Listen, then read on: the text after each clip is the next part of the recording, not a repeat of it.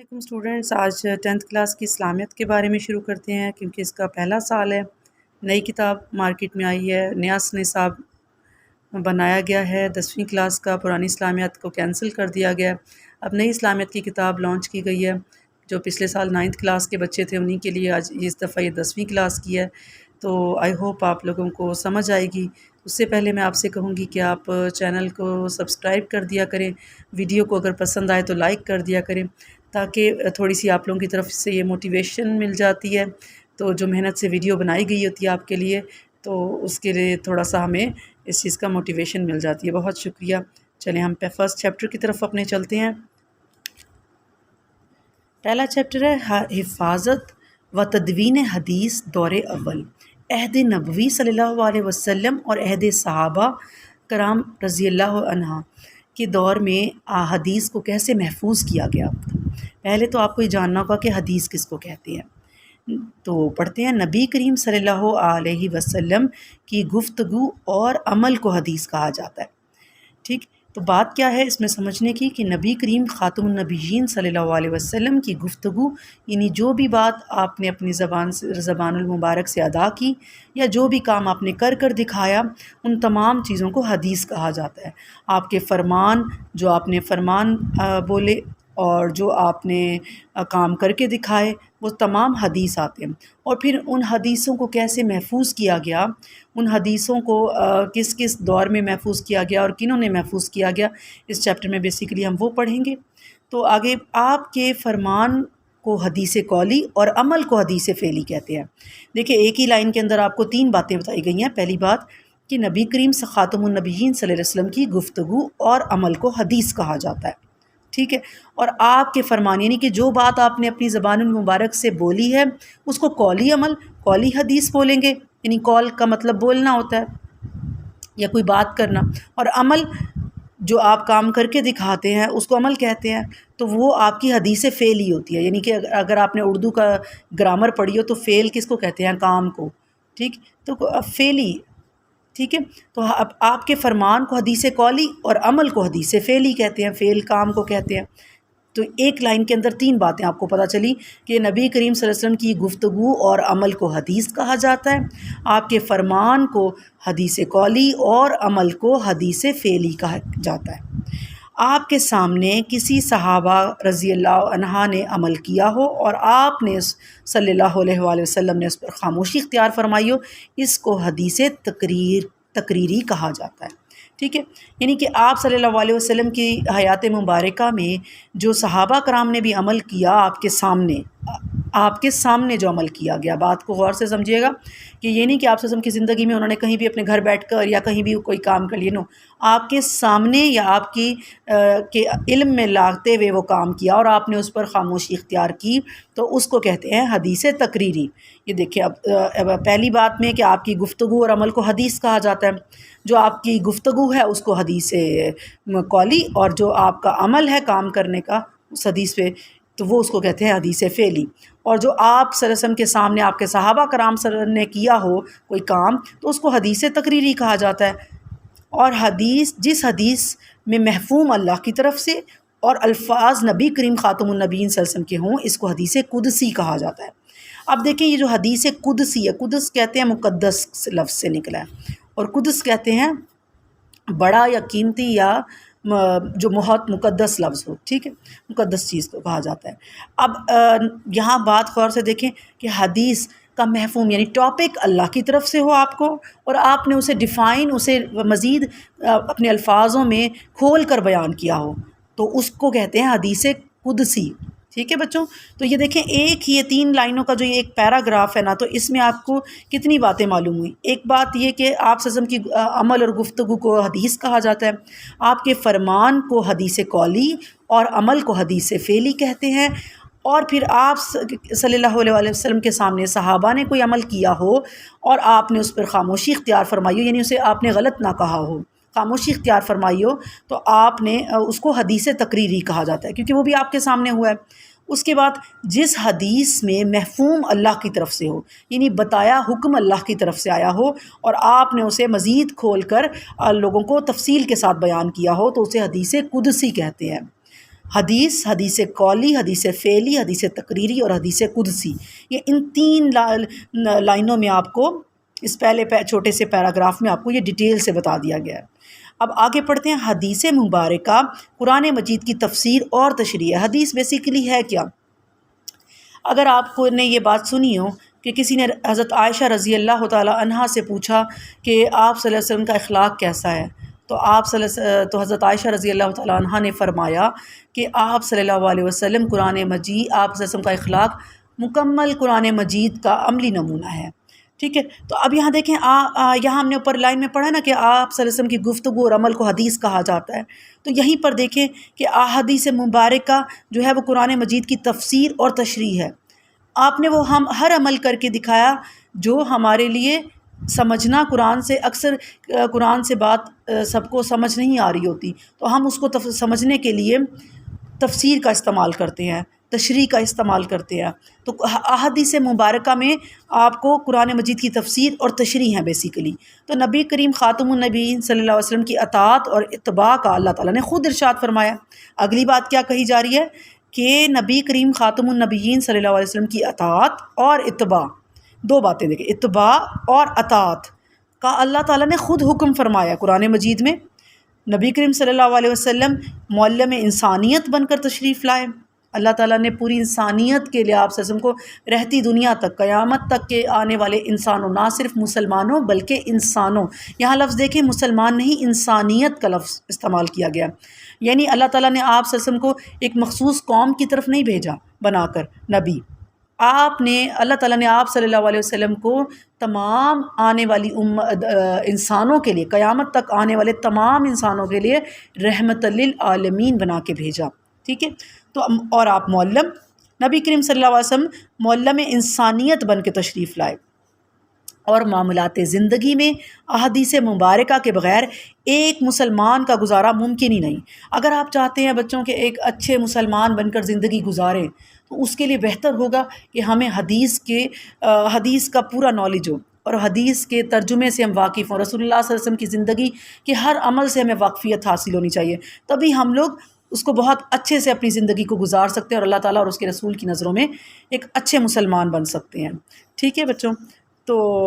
یہاں پر ایک بات میں اور آپ کو سمجھانا چاہوں گی کہ دیکھیں کہ معاملات زندگی میں احادیث مبارکہ کے بغیر ایک مسلمان کا گزارا ممکن نہیں۔ ٹھیک ہے، اب یہ دیکھیں رسول اللہ صلی اللہ علیہ وسلم نے اپنے معاملات زندگی، ہمارے زندگی کے معاملات میں ہمارے حقوق آ جاتے ہیں، جس میں والدین کا حقوق، بہن بھائیوں کے حقوق، رشتہ داروں کے، اولاد کے، اور ہمسایوں کے حقوق، پڑوسیوں کے، ہمسایوں کے، دوستوں کے، یہ تمام حقوق آ جاتے ہیں۔ اس کے بعد اور معاملات زندگی ہے کہ آپ نے کاروبار کیسے کرنا ہے، لین دین کا کیسے سلوک رکھنا ہے، آپ نے ان تمام معاملات زندگی میں رسول اللہ صلی اللہ علیہ وسلم نے ہر بات کو عمل کر کے، جو حکم اللہ کی طرف سے آیا اس کو عمل کر کے آپ نے اس کو دکھایا تاکہ لوگوں کو سمجھنے میں آسانی ہو جائے۔ تو اس لیے ایک اچھا مسلمان بننے کے لیے ہمیں حدیث مبارکہ کو پڑھنا اور اس کو سمجھنا، پھر اس پر عمل کرنا ہمارے لیے بہت ضروری ہے۔ احادیث مبارکہ عبادات، معاملات، احکامات میں بنیادی حیثیت رکھتی ہے۔ اب یعنی کہ عبادت کیسے کرنی ہے، یہ نبی کریم صلی اللہ علیہ وسلم سے ہمیں سیکھنا پڑے گا کہ آپ صلی اللہ علیہ وسلم نے کیسے نماز ادا کی، کیسے آپ نے روزہ ادا کیا، کیسے آپ نے زکوٰۃ ادا کی، کیسے آپ نے حج ادا کیا۔ یہ تمام عبادات جو ہیں وہ ہمیں رسول اللہ صلی اللہ علیہ وسلم کی زندگی سے بہتر پتہ چلتی ہیں، اور وہ کہاں سے پتہ چلے گی؟ ہمیں حدیث مبارکہ پڑھ کے پتہ چلے گا۔ معاملات، تمام معاملات کو کیسے آپ نے ڈیل کرنا ہے، یہ بھی آپ کو رسول اللہ صلی اللہ علیہ وسلم کی زندگی سے پتہ چلے گا۔ احکامات، یعنی جو اللہ تعالیٰ کی طرف سے حکم نازل ہوئے ان پر آپ نے عمل کیسے کرنا ہے، وہ کیسے کرنا ہے، وہ بھی سارا آپ کو حدیث سے پتہ چلے گا۔ یہ سارا کچھ حدیث میں بنیادی حیثیت، یہ ٹاپکس ہیں بیسیکلی، احادیث کے جو ٹاپکس ہیں وہ ان سے ریلیٹڈ ہیں کہ احادیث میں ان ٹاپکس کو بہت بنیادی حیثیت حاصل ہے، اور قیامت تک ان سے رہنمائی لی جاتی رہے گی۔ کن سے؟ حدیثوں سے۔ قیامت تک ہم حدیثوں سے رہنمائی لیتے رہیں گے۔ اسی لیے دور رسالت اور دور صحابہ کرام رضی اللہ عنہ میں اس کی حفاظت پر بھرپور زور دیا گیا۔ قرآن مجید کی جیسے حفاظت کا ذمہ اللہ تعالیٰ نے اپنے ذمہ لیا، خود ہی کہ قیامت تک اللہ تعالیٰ نے خود اس قرآن مجید کی حفاظت کا ذمہ لے لیا، مگر احادیث کی حفاظت کا ذمہ، احادیث کی حفاظت اب رسول اللہ صلی اللہ علیہ وسلم نے اس چیز کو محسوس کیا کہ آپ صلی اللہ علیہ وسلم کی اس دنیا سے پردہ فرما جانے کے بعد اور آنے والے انسان، کیونکہ آپ صلی اللہ علیہ وسلم کو اللہ تعالیٰ نے قیامت تک کے آنے والے انسانوں کے لیے رحمت بنا کے بھیجا، معلم بنا کے بھیجا، رہنما بنا کے بھیجا، تو ان کی رہنمائی کے لیے آپ صلی اللہ علیہ وسلم نے یہ چیز محسوس کی کہ آپ صلی اللہ علیہ وسلم کی تمام گفتگو اور عمل کو محفوظ کر لیا جائے کتابی شکل میں، تاکہ آنے والے لوگ بھی اس سے رہنمائی حاصل کر سکیں۔ تو اس چیز کو حدیث کو صرف یہ نہیں کہ آپ صلی اللہ علیہ وسلم کے پردہ فرما جانے کے بعد سے ہی حدیث کو محفوظ کرنا شروع کیا، نہیں، بلکہ آپ صلی اللہ علیہ وسلم نے اپنی زندگی سے ہی یہ کام شروع کرا دیا تھا، اور پھر یہ دور صحابہ میں آگے چلتا گیا۔ اچھا، آگے دیکھیں کہ تدوین حدیث سے مراد حدیث مبارکہ کو جمع کرنا اور انہیں کتابی شکل دینا ہے۔ تدوین کا مطلب کسی چیز کو جمع کرنا، تدوین حدیث سے مراد احادیث مبارکہ کو جمع کرنا اور انہیں کتابی شکل دینا۔ تدوین حدیث، اب آگے مزید آپ کو پتہ چلے گا کہ آگے ڈیٹیل سے بتایا جا رہا ہے چیپٹر میں۔ نبی کریم خاتم النبیین صلی اللہ علیہ وسلم کی احادیث مبارکہ کی جمع و تدوین حدیث کا آغاز عہد رسالت سے ہی شروع ہو گیا۔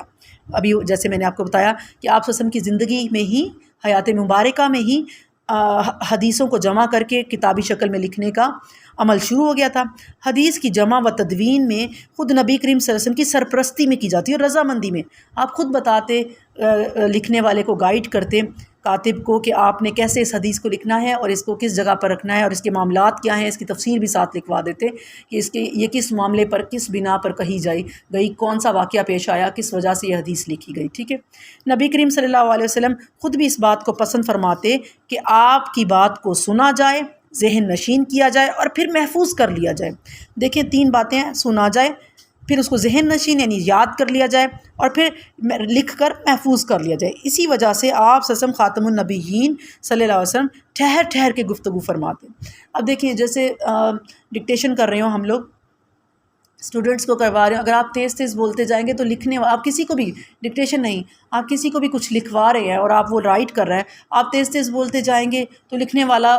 جو ہے نا مشکلات کا شکار، اس کے لیے ہرڈل ہو جائے گی کہ وہ اگر اس کو تیز تیز وہ نہیں لکھ سکتا، اگر اس کی ہینڈ رائٹنگ اتنی تیز نہیں ہے، وہ تیز نہیں لکھ سکتا، تو پھر کیا ہوگا کہ بیچ میں سے کچھ الفاظ اگر وہ آپ کو نہیں بتائے گا شرمندگی سے کہ میں آہستہ لکھنے والا ہوں اور آپ تیز بول رہے ہیں، جلدی جلدی بول رہے ہیں بات کو، تو میں لکھ نہیں پا رہا، تو وہ یا تو ہیزیٹیٹ کر کے آپ کو بتائے گا نہیں، یا پھر کچھ باتیں بیچ میں سے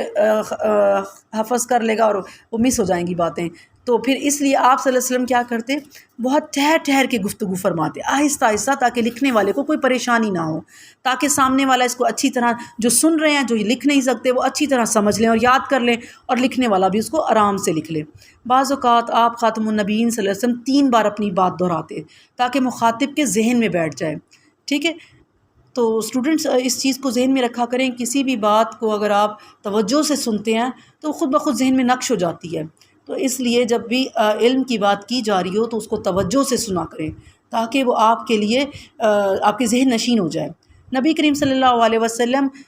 حدیث کی حفاظت کرنے والوں کے لیے دعا بھی فرماتے، کس الفاظ میں، کہ اے اللہ تعالیٰ اس انسان سے خوش و خرم رکھ، اس انسان کو خوش و خرم رکھے اللہ، جس نے میری بات سنی، یاد کی اور اسے لوگوں تک پہنچا دیا۔ یہ کس کتاب، حدیث کی کون سی کتاب؟ سنن نبی داؤد 3660 حدیث نمبر میں لکھا ہوا ہے، کتاب کا نام ہے سنن نبی داؤد، اور جو حدیث نمبر ہے 3660۔ آگے دیکھیں صحابہ کرام دیکھیں اب یہاں اس بات سے دیکھیں کہ حدیث لکھنا اور اس کو یاد کرنا، اس کو سمجھنا کتنا بڑا ثواب ہے، کہ اس کے لیے نبی کریم صلی اللہ علیہ وسلم نے ہمیشہ کے لیے اس کے لیے دعا فرما دی کہ اب جو بھی حدیث لکھے گا، آتی دنیا تک، رہتی دنیا تک، قیامت تک، جو بھی اس کو یاد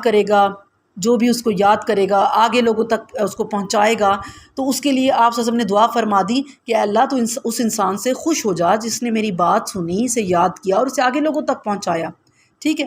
تو اللہ تعالیٰ ہم سب کو حدیث کو سمجھنے، اس کو یاد کرنے اور اس پر عمل کرنے کی توفیق عطا فرمائے، آمین۔ بچوں، صحابہ کرام رضی اللہ تعالیٰ عنہ نبی کریم صلی اللہ علیہ وسلم کی حدیث مبارکہ کو حفظ اور تحریر اور روایت کرنے کا اہتمام کرتے تھے۔ اب یہاں صحابہ کرام کی ایک بات آئے گی جو بڑے غور سے سنیے گا آپ لوگ بچوں۔ صحابہ کرام رضی اللہ عنہ نبی کریم خاتم النبیین صلی اللہ علیہ وسلم کی حدیث مبارکہ کو حفظ، تحریر اور روایت کرنے کا باقاعدہ اہتمام فرماتے، ٹھیک ہے، یعنی کہ اہتمام فرماتے کا مطلب کہ محفل بنا لیتے، کہ جیسے ہم میلاد کی محفل بنا لیتے ہیں، یا جو کوئی بھی ہم ٹاپک لے کر گپ شپ کرتے ہیں بیٹھ کر، یا دوست احباب مل کر جب بیٹھتے ہیں کسی نہ کسی ایک ٹاپک کو لے کر اس پر بحث و مباحثہ کرتے ہیں، تو صحابہ کرام کا کیا اصول تھا، یا صحابہ کرام کی روایت کیا تھی کہ وہ رسول اللہ صلی اللہ علیہ وسلم کی حدیث مبارک ہو، وہ اگر مثال کے طور پہ میں آپ کو ایسے بتاؤں کہ چند صحابہ نے آج آپس میں ڈیسائیڈ کیا کہ آج ہم بیٹھیں گے اور چند حدیثیں یاد کریں گے، یا پھر آپس میں بیٹھ کر ان حدیثوں کے اوپر ڈسکشن کریں گے، یا پھر ان کو بیٹھ کر باقاعدہ طور پر اس کو یاد کریں گے، ایک پراپر جیسے گروپ سٹڈی بنا لیتے ہیں، اس طرح اہتمام کیا کرتے تھے باقاعدہ حدیثوں کو یاد کرنے کے لیے اور ان کو حفظ کرنے کے لیے، ٹھیک ہے۔ تو دور رسالت میں صحابہ کرام رضی اللہ عنہ کے پاس حدیث مبارکہ کو محفوظ کرنے کے 3 بڑے ذرائع تھے۔ اب صحابہ کرام کیسے ان کو جو ہے وہ حدیثوں کو محفوظ کرتے تھے، 3 ذرائع تھے۔ اب وہ کون کون سے ذرائع تھے؟ حدیث مبارکہ کو حفظ کر لیتے، دیکھیے حفظ کرنا، لکھ لینا، اور پھر اس کے مطابق عمل کر لینا، یعنی کہ آپ بچوں اگر آپ کسی چیز کو یاد کر لیتے ہیں پھر اس کو رائٹ بھی کر لیں، اور پھر اس پر آپ ایک بار اس پر عمل بھی کر لیں، تو وہ بات آپ کے ذہن میں ہمیشہ کے لیے نقش ہو جاتی ہے۔ کسی بھی چیز کو آپ یاد کر لیں اور اسے لکھ لیں تو وہ پھر کیا ہوتا ہے کہ وہ آپ کے ذہن میں بہت اچھے سے یاد ہو جاتی ہے۔ تو اگر آپ یاد کر کے جو بھی چیز، میں آپ کو اس طرح کہوں کہ جو بھی چیز آپ کی پین کی نوک سے نیچے سے لکھی جاتی ہے نا، وہ آپ کے ذہن میں بھی نقش ہو جاتی ہے، جیسے جیسے وہ کاغذ پر نقش ہو جاتی ہے اسی طرح وہ آپ کے ذہن میں بھی نقش ہو جاتی ہے، کچھ نہ کچھ اس کا مفہوم ضرور آپ کے ذہن میں ٹھہر جاتا ہے۔ تو اس لیے کوشش کیا کریں کہ حدیثوں کو لازمی سمجھ کے پڑھا کریں، ٹھیک ہے بچوں۔ تو آگے دیکھیں، رسول اللہ صلی اللہ علیہ وسلم نے صحابہ کرام رضی اللہ تعالیٰ عنہ کی حوصلہ افزائی فرمائی، اور آپ صلی اللہ علیہ وسلم نے کہ فرامین کو یاد رکھنے کے ساتھ ساتھ تحریری صورت میں بھی محفوظ کیا۔ آگے دیکھیں، چنانچہ آپ خاتم النبیین صلی اللہ علیہ وسلم کی زندگی میں حدیث نبویہ کو کتابی شکل میں محفوظ کرنے کا سلسلہ شروع ہو گیا۔ میں نے جیسے پہلے بھی بتایا کہ حدیث کو یاد کرنے اور محفوظ کرنے کا سلسلہ آپ صلی اللہ علیہ وسلم کے دور میں ہی شروع ہو گیا، آپ صلی اللہ علیہ وسلم کی حیات مبارکہ میں ہی شروع ہو گیا۔ سٹارٹ آپ نہیں، صحابہ کرام کو ظاہر ہے وہ ہمارے رہنما، ہمارے لیڈر، ہمارے رسول اللہ صلی اللہ علیہ وسلم ہیں، انہوں نے ہمیں پہلے ہی بتا دیا کہ آپ لوگوں نے اپنی زندگی میں کیسے ان حدیثوں کو محفوظ کرنا ہے، وہ سارا طریقہ بتا دیا صحابہ کو۔ رسول اللہ صلی اللہ علیہ وسلم کے وصال کے بعد صحابہ کرام رضی اللہ عنہ کی بڑی تعداد نے اس عمل کو اپنی زندگی کا مشن بنا لیا۔ اب آپ صلی اللہ علیہ وسلم جب دنیا سے پردہ فرما گئے تو پھر آپ صلی اللہ علیہ وسلم نے، آپ صلی اللہ علیہ وسلم کے صحابہ نے اپنی زندگی کا مشن بنا لیا کہ ہم نے آپ صلی اللہ علیہ وسلم کے تمام قول و افعال کو ہم نے اس کو محفوظ کر لینا ہے، تاکہ یہ ایک بہت بڑا مشن تھا جو بہت خوش اسلوبی سے اللہ تعالیٰ کے نیک بندوں نے اس کو ادا کیا، اور ہمارے لیے اس کی رہنمائی موجود پڑی ہے۔ تو بچوں فی الحال ابھی اتنا بہت ہے، اس کو آپ سمجھ لیں، بہت اچھے سے سمجھ لیں، حدیث کا ٹاپک ہے، اتنا مشکل ٹاپک نہیں ہے۔ تو آئی ہوپ آپ کو میری بات کچھ سمجھ آ گئی ہوگی۔ تو بہت شکریہ بچوں، ویڈیو کو آپ لوگوں سے گزارش ہے کہ لائک کر دیں اور سبسکرائب کر دیں چینل کو۔ تو انشاءاللہ ہم نیکسٹ ٹاپک پڑھیں گے۔ بہت شکریہ۔